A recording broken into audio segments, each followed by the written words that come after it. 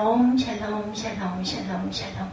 하나님 사랑합니다. 여러분 주 안에서 사랑합니다. 오늘 사사기 17장 말씀이죠. 1절에서 13절까지 이야기, 미가 이야기입니다. 전체가 1절에서 13절까지 17장은 미가 집의 제사장에 대한 내용이 쭉 펼쳐지죠.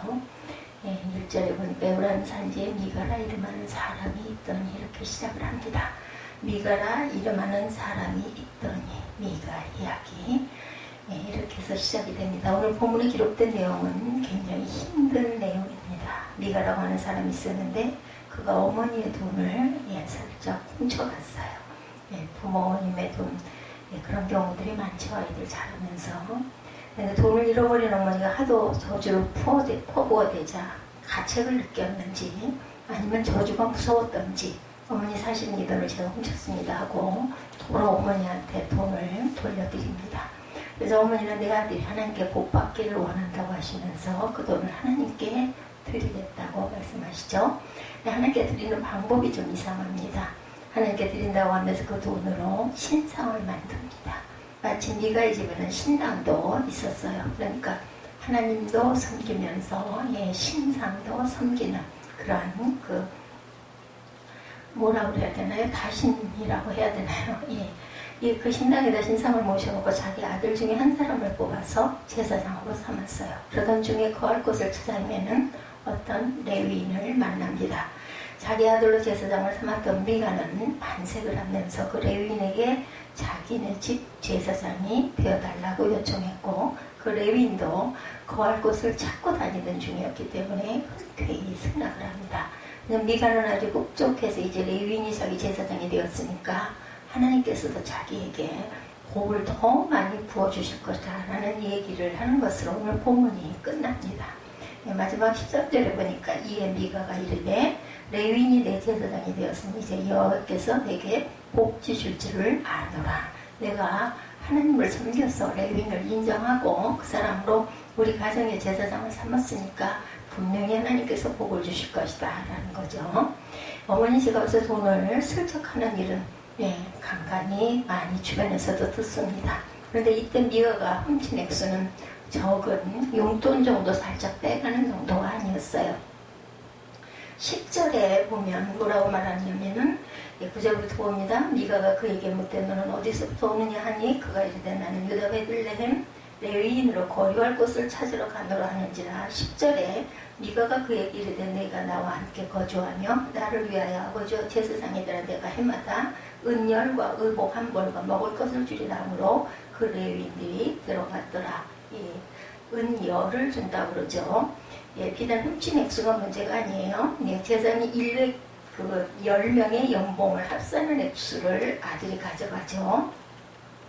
은 1100을 그 어머니께 도로 주었다. 이렇게 3절에 나타나는 걸로 보면 10절에서 은열이라고 그러죠. 그리고 은복을 준다고 그랬으니까 은 1100이니까 11명의 연봉입니다. 예를 들면은 요즘으로 말하면은 목사님들의 한 달 월급이라고 하기 좀 그렇죠.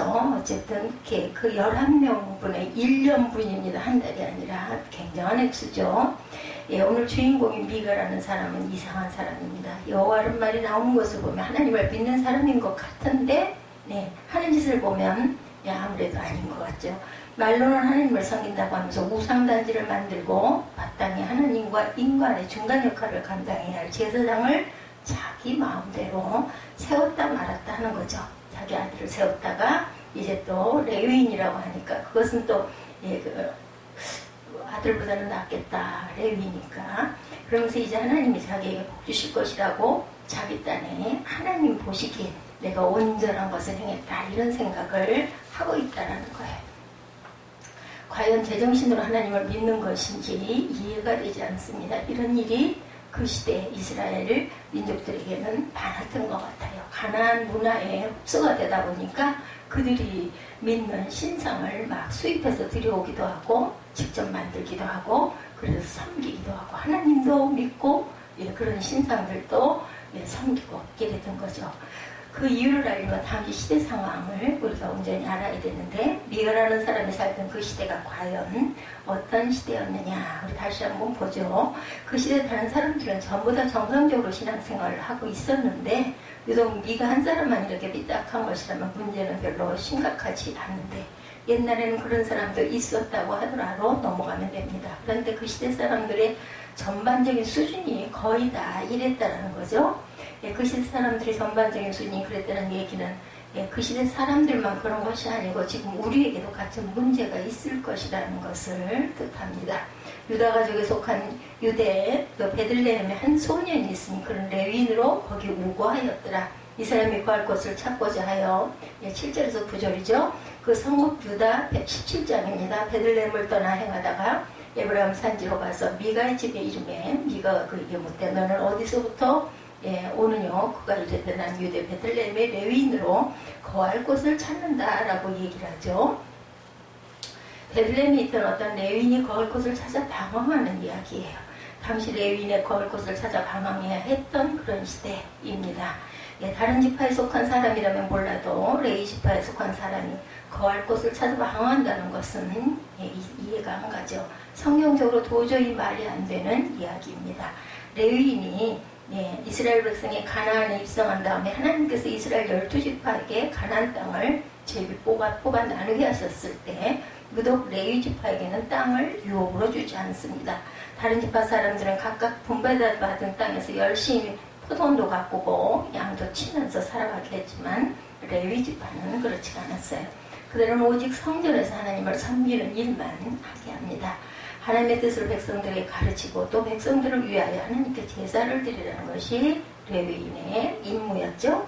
그러면 다른 지파 사람들은 하나님이 주신 땅에서 농사도 짓고 장사도 해서 먹고 산다 치고 레위인들은 어떻게 생활을 했겠는가.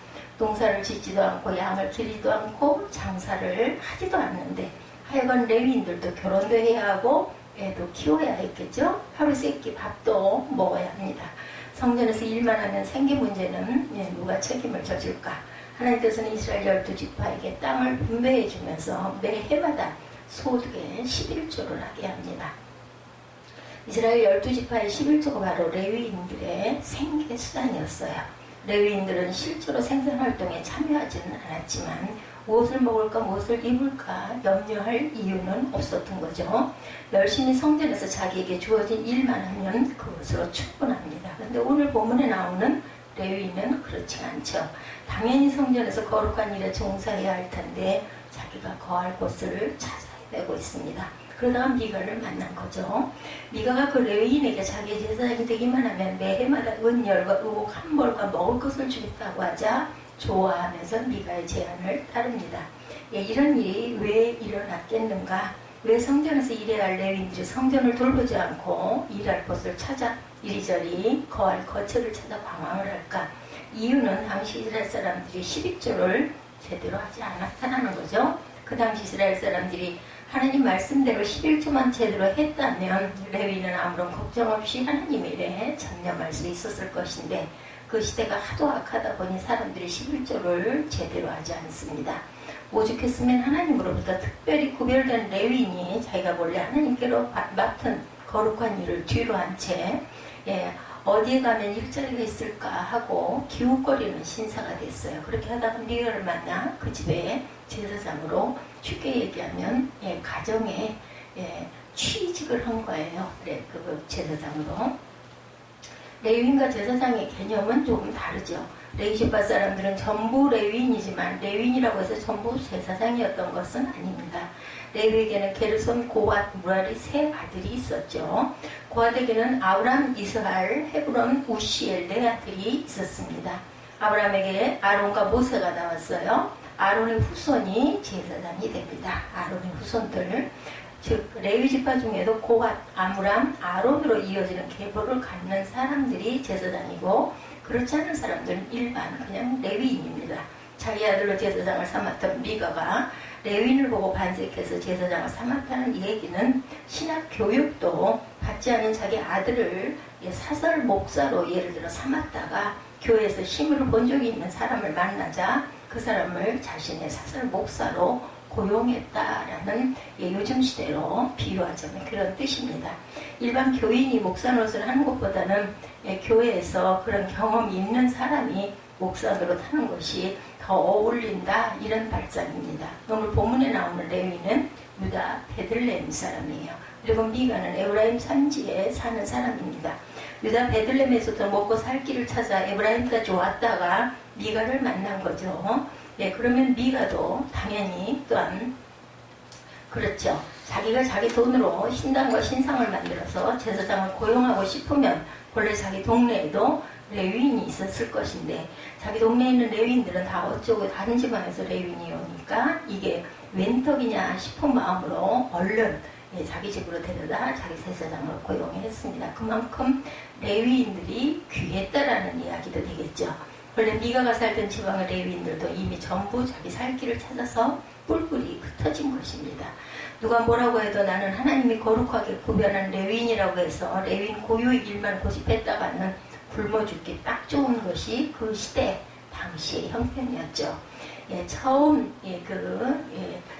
우리 주변에도 보면 목사 죄종이 되겠다라고 한 집에 가장이 예를 들면 이렇게 신학교로 간다고 하면은 아내로부터 시작해서 온 집안 식구들이 다 반대를 합니다. 반대하는 이유는 목사가 되면 처자식을 굶긴다. 요즘에는 뭐 그렇지는 않지만 제가 어린 그 시대, 제가 그 청소년 이럴 때는 그랬습니다.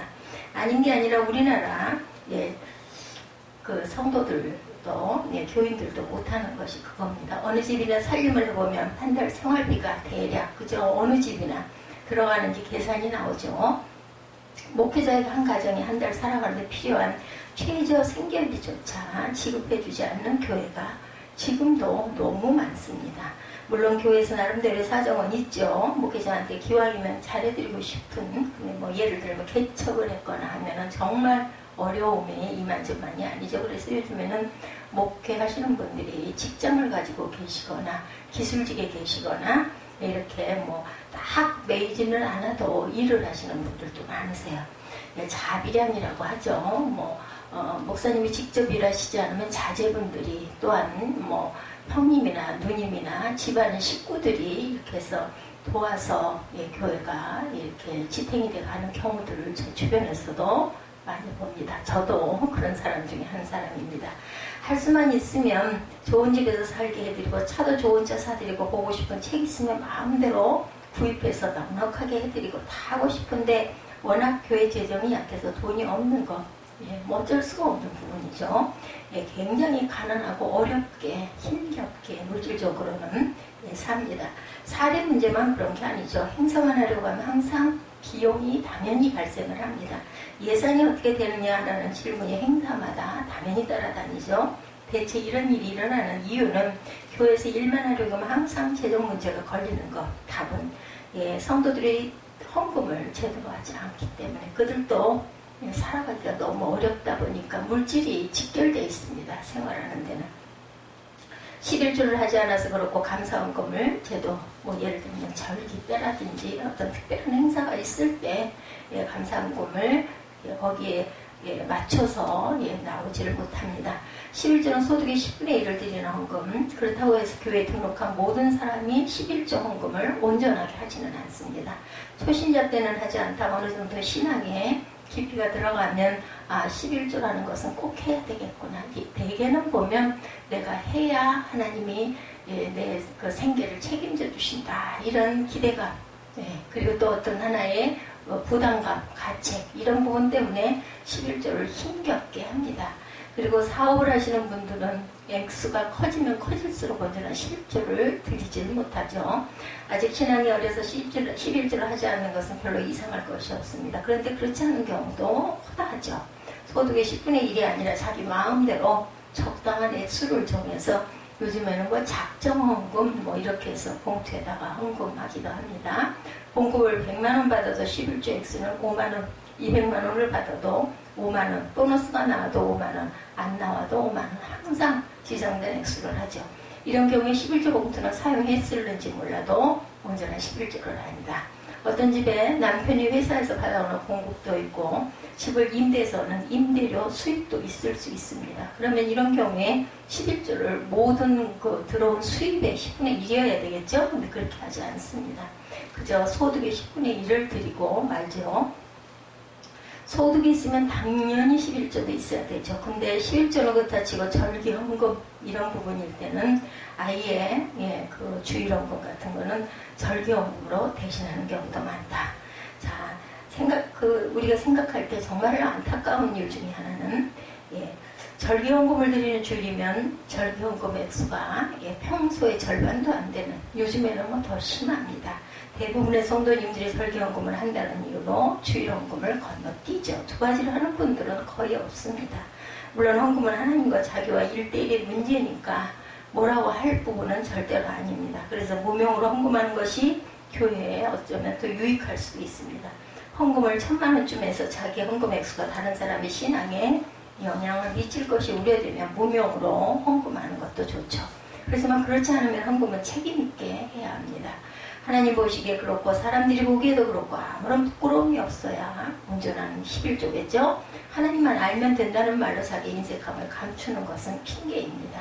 그런 어설픈 거짓말에는 목사에 불과한 모든 분들이 그걸 인정하지 않죠. 하물며 하나님께서는 절대로 우리의 일거수일투족, 우리 속마음까지도 훤히 투시하고 보고 계시죠. 하나님께서 우리에게 주신 것은 한두 가지가 아닙니다. 그 중에 하나가 교회죠. 교회가 있음으로 해서 우리는 하나님의 말씀을 들을 수가 있습니다. 뭐 요즘에는 인터넷도 물론 유튜브로도 많이 방영이 되고 방송에도 뭐 시시각각 때때로 좋은 말씀이 너무나 많이, 말씀의 홍수 시대에 찬양도 마찬가지입니다.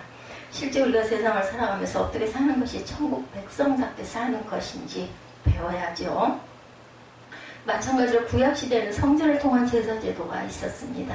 하나님께서 레위인만을 따로 구별해서 현실적인 생산을 통해 참여하게 하는 것이 아니라 성전에서 주어지는 일을 하며 하나님의 뜻을 일반 백성들에게 가르치고 백성들의 일을 하나님께 알게 합니다.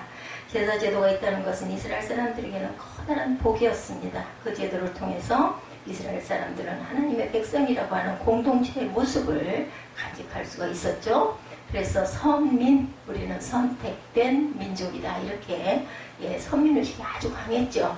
그런데 그 제도는 저절로 유지되는 것이 아니라 유지하기 위해서는 개별적인 투자와 봉사와 헌신과 노력이 들어가야 되겠죠. 시간을 희생해야 하고 물질을 희생해야 하고 자기 정성과 헌신이 또한 들어가야 합니다. 근데 이스라엘 사람들은 그것을 태만히 했다라는 거죠. 하나님께서 자기들에게 주신 제도를 통해서 공동체를 아름답게 갖고 나가는 데는 아무런 관심도 없고 엉뚱한 것에만 관심이 있었습니다. 오늘 본문에 여호와라는 단어가 모두 3번 나옵니다. 한 번은 자기의 은을 야훼께 드린다고 하면서 그것으로 우상을 만들 때 이 은을 야훼께 거룩히 드리노라 하고 여호와라는 단어가 나왔고, 나머지 2번은 내 아들이 야훼께 복받기를 원하노라, 이자 여호와께서 내게 복 주실 줄을 아느라고 복과 연결해서 여호와라는 말이 나옵니다. 그러니까 여호와 하나님이 주시는 복에는 관심이 있었던 거죠. 그죠? 복. 그것을 바꿔 말하면 물질, 축복이죠. 하나님께서 친히 정해주신 하나님의 백성답게 살아가는 방법에는 관심이 없고, 어떻게 하면 복을 받을 수 있는지 그저 하나님께서 주시는 복에만 관심이 있었던 거죠. 저와 여러분은 어떤 것에 관심이 있으신지 한번 곰곰 생각해 보시기 바랍니다.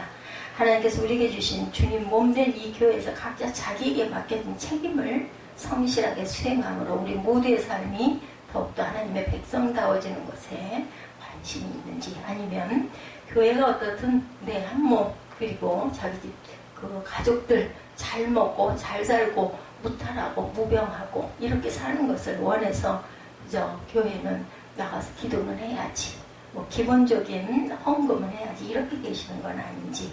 본문에 나오는 미가는 정말 이상하죠. 이 사람이 과연 제정신인지 이해가 안 되는데 그 시대의 풍속들이 그랬다는 거죠. 자기의 영원한 복락을 위해서 자기가 할 수 있는 가장 좋은 일은 자기가 속해 있는 공동체를 하나님이 보시기에 더욱 아름다운 모습으로 갖고 나가는 일이라는 지극히 정상적이고 평범한 사실은 생각하지 않고 엉뚱한 일을 하면서도 잘못된 줄은 몰라요. 하나님이 자기에게 복을 주실 것이라는 기대하는 미가는 황당한 사람이기도 합니다. 그렇지만 그 얘기는 그리 멀리 있는 이야기가 아니죠. 우리를 위해 복의 통로로 하나님께서 예비해 두신 교회에서 자기 책임을 외면한 채 엉뚱한 곳에 가서 자기 마음대로 살면서 자기 앞뒤 평탄하기를 바라는 실수를 우리는 일상 속에 얼마나 많이 저지르고 있는지, 우리의 진정한 복음, 교회에서 저희가 맡은 책임을 성실하게 수용하는 것입니다. 세상 욕심은 자기 마음대로 다 부리면서 하나님께서 자기에게 복 주시기를 바라는 것은 온전치가 않죠. 우리의 진정한 복이 어디 있는지 하나님께서 미가를 통해서 우리에게 교훈하고 계십니다. 교회에서 자기가 무엇을 해야 하는지에는 관심이 없고 하나님께서 자기에게 복 주시기를 바라는 사람이 있다면 이것은 지금 오늘 본문 17장에 나오는 미가와 다를 바가 없다라는 것. 복은 교회에 있습니다. 교회에서 자기 책임을 다하는 것이 가장 큰 복입니다. 내가 있는 곳에 복이 찾아와 주기를 기대하는 것이 아니라 복이 있는 곳에 내가 머물 줄 알고 내가 그 자리를 복된 자리로 가꾸어 나가고 섬겨 나가고 만들어 나가고 그것으로 인하여 많은 사람들이 편하고 귀하게 예배하며 찬양하며 은혜 받고 평강이 임할 때 나에게는 그 모든 그분들에게 드린 모든 복이 돌아온다는 것을 잊지 않는 저와 여러분 되시기를 주님의 이름으로 축복합니다.